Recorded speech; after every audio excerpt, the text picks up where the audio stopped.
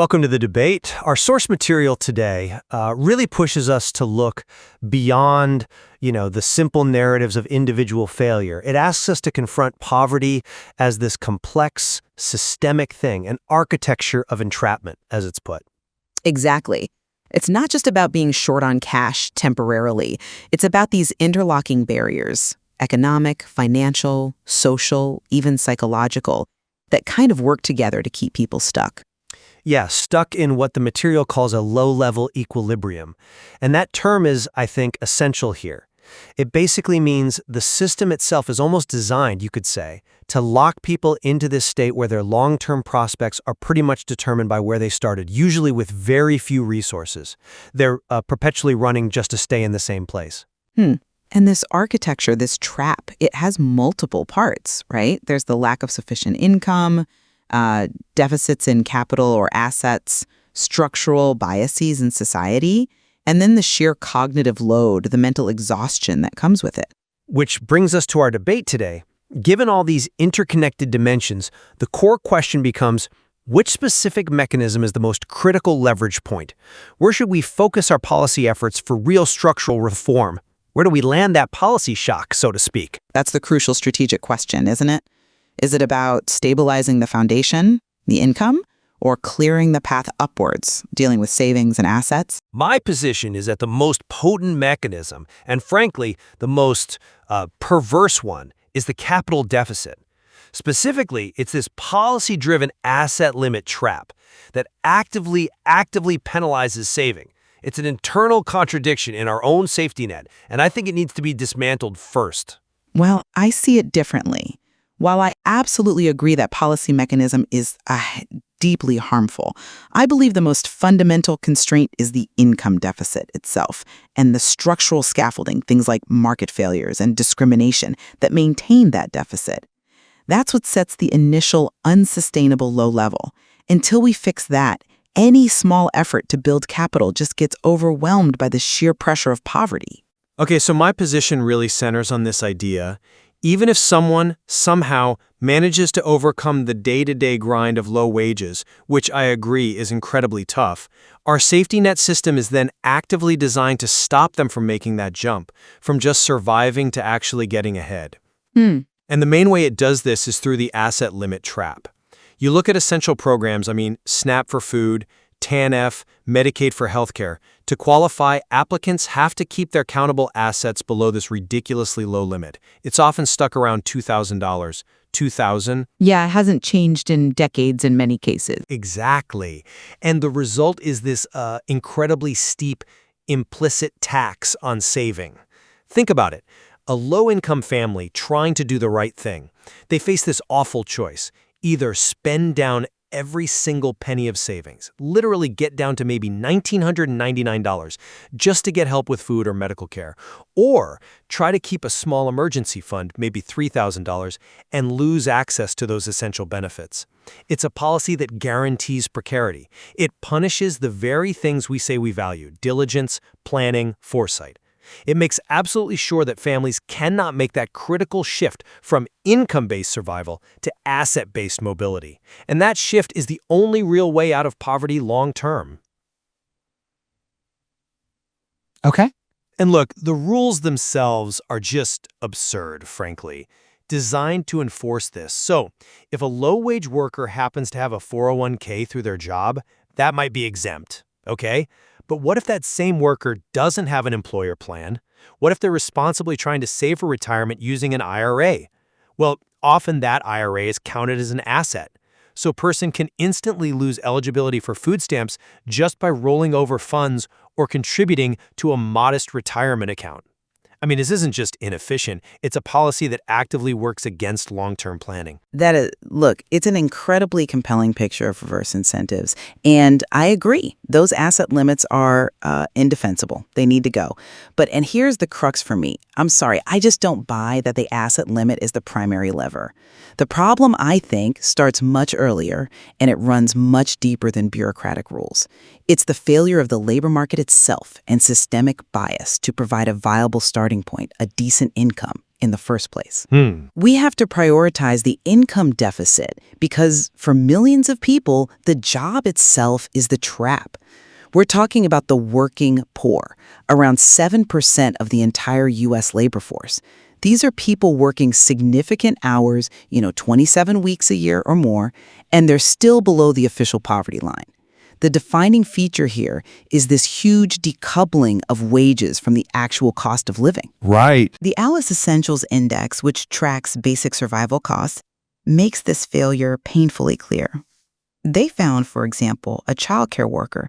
Their nominal wages went up significantly, 48% between 2010 and 2022. Sounds good, right?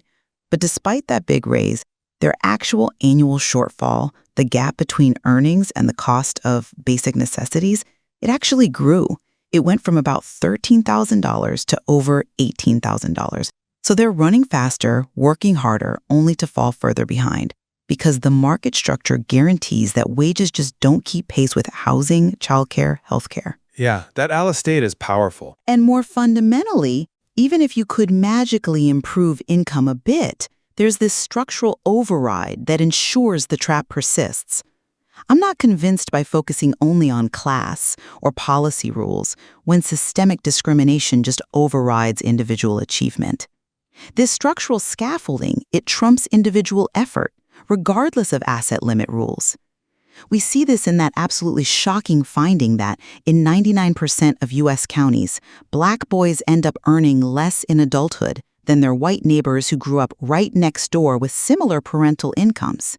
That, to me, proves the trap is about caste, about deep structures, not just class or savings rules. The structure of opportunity itself is the barrier. Okay, I absolutely acknowledge the severity of that income deficit. That Alice data, as you said, it's powerful. It shows the failure of wages against costs. However, and this is key, I'd argue that while low wages are the foundational challenge, the asset limit trap acts as the ultimate systemic multiplier. It's the thing that guarantees permanent entrapment, even if someone manages to slightly overcome the wage issue temporarily. A multiplier? How so? Think about What those low wages create. Constant precariousness, right? So if someone manages, through incredible discipline, to actually save a small amount despite their inadequate income, let's say they get to $3,000. That's their fragile buffer. That money is the only thing standing between them and, a car repair becoming a catastrophe, losing their job. Then the policy mechanism, the asset limit rule, steps in and mandates that they liquidate that buffer to get help. It destroys the very foundation of capital they need to advance. So policy reform has to start by abolishing these asset limits immediately. That's how you turn the safety net from, frankly, a punitive trap into a genuine launch pad, something that allows for a stable accumulation. We have to stop punishing the exact behavior, saving and planning that we all agree is necessary for getting ahead. That's a very compelling point about the multiplier effect. And yes, you're absolutely right about the punitive nature of the system. But here's where I think the argument shifts. Focusing on asset limits feels like treating a secondary symptom, not the root cause. If we actually address the fundamental market failure, if we, say, indexed wages to the real cost of living, ensured a true living wage, then the need for all of these complex means-tested benefits and the asset limits tied to them would drastically decrease. You think it would just wither away? Well, significantly reduce, yes. Why are people relying so heavily on SNAP and Medicaid in the first place? It's because their jobs don't pay enough to live on. So the primary goal has to be dismantling this dead-end job structure. And the data backs this up.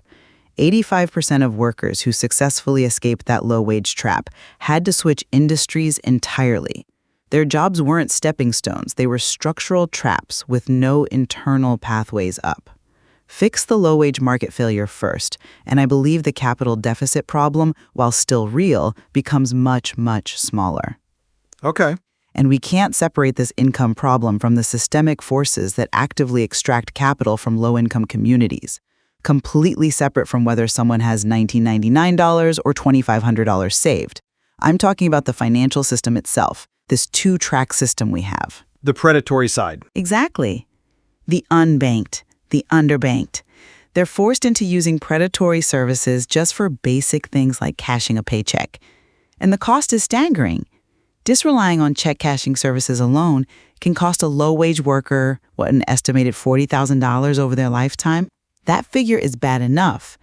But the real trap, the real structural deficit, is when you think about what that $40,000 could have become. If it had been invested even modestly over 40 years, it might have generated around $360,000.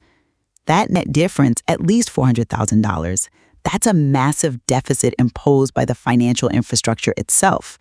And it operates completely independently of the safety net's asset rules. I agree that financial extraction it's staggering. A $400,000 gap just based on which bank or check casher you're forced to use. That sounds like an almost insurmountable structural deficit. But I'd argue the policy trap, the asset limit, it actually reinforces this extraction in a really crucial way. How so? Let's go back to that person with $3,000 saved. The policy forces them to spend down to $1,999 to qualify for SNAP. So they have been deliberately made asset poor by the system. Now, when the inevitable emergency hits, and we know in the gig economy instability is the norm, they have absolutely no financial buffer. Zero. Right. And because that asset limit ensured their bank balance was near zero, they are essentially guaranteed to be forced into that high-interest debt cycle you just described. They have to turn to the 400% APR payday loans. So the asset limit doesn't just block upward mobility by preventing saving, it acts as a systemic funnel. It actively ensures that the poor must rely on the very predatory services that extract wealth.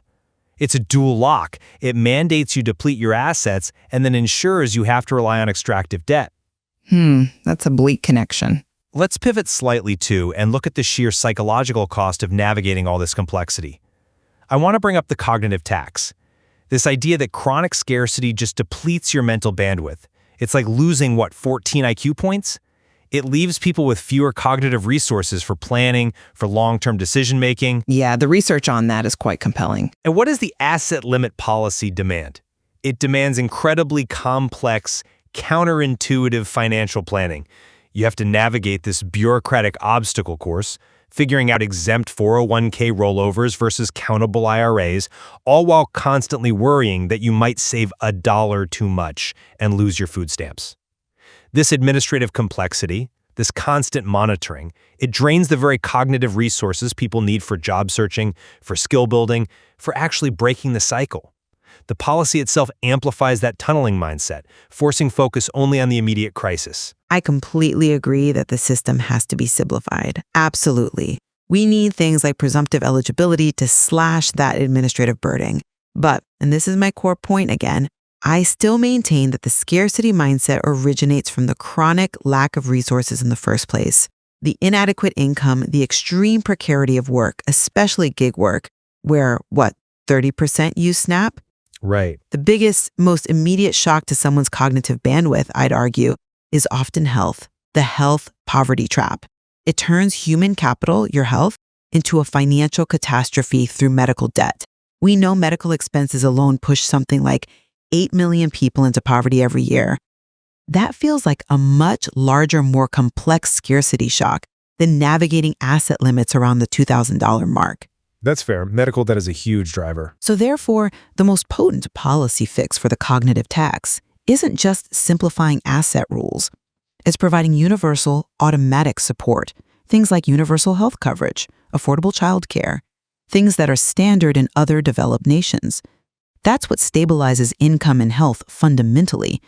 And that stability would free up cognitive bandwidth far more effectively than merely tweaking the rules around a small asset limit. We have to stabilize the base before we can realistically talk about clearing a path for savings. I appreciate the argument about stabilizing the base, the necessity of addressing health, the structural forces in the labor market, but I have to return to my central strategic point.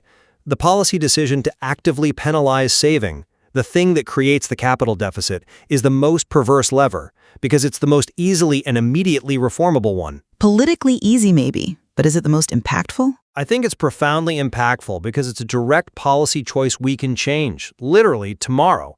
If individuals cannot make that transition from being income poor to asset stable, If the policy itself mandates asset liquidation and ensures there's no financial buffer, then frankly, no level of income adjustment alone will guarantee escape. Even if wages rise somewhat, the first unexpected crisis throws them right back to square one, indebted and asset poor again, because the policy mandates a lifetime of that precarity. And I remain convinced that the income deficit and the structural scaffolding are the root forces.